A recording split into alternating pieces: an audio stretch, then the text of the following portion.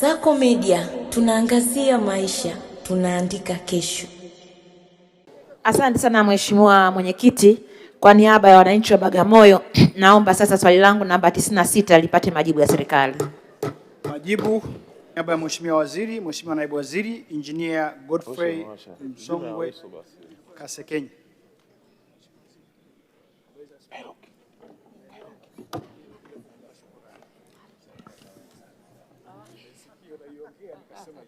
Mheshimiwa Mwenyekiti, napenda kujibu swali la Mheshimiwa Subira Hamisi Mgalu, mbunge wa Bagamoyo kama ifuatavyo.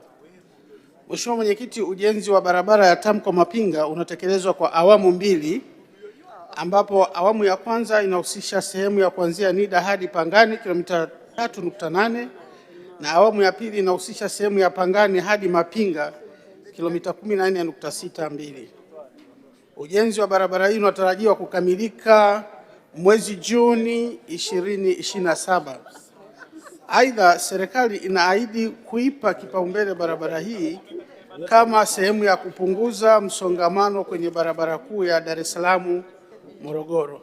Asante Mheshimiwa Mwenyekiti. Mheshimiwa Mgalu, swali au maswali ya nyongeza?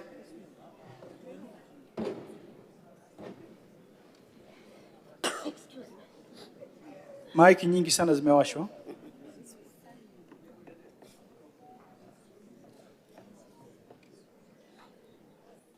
Naomba mpunguze maiki. Kimsingi maswali ya nyongeza hapa hata kuwepo.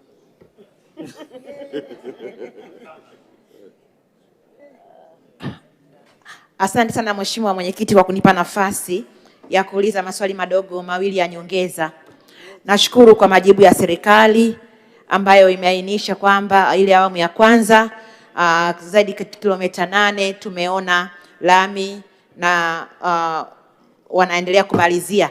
Lakini kwa kuwa serikali imesema kilomita 14.62 na kwa kuwa serikali iliingia mkataba na kampuni ya Kings Builders Limited wa thamani ya bilioni 17, na kwa kuwa mkandarasi huyu alianza hii kazi ilimlipa takribani 1.6 bilioni, lakini kwa kuwa mkandarasi huyu anadai madai ya certificate ya kwanza ya 1.1 bilioni na ni ya muda mrefu na ikamfanya aondoke site, je, serikali ni lini italipa hati hii ili aweze kurejea site na kuweza kutimiza ahadi walioweka kwamba Juni 2027 barabara hii itakamilika, na ukizingatia wakazi wa jimbo la Bagamoyo kuelekea makao makuu ya mkoa wanapata shida. Barabara hii imeharibika sana kipindi hiki cha mvua cha sehemu hiyo ambayo bado haijakamilika.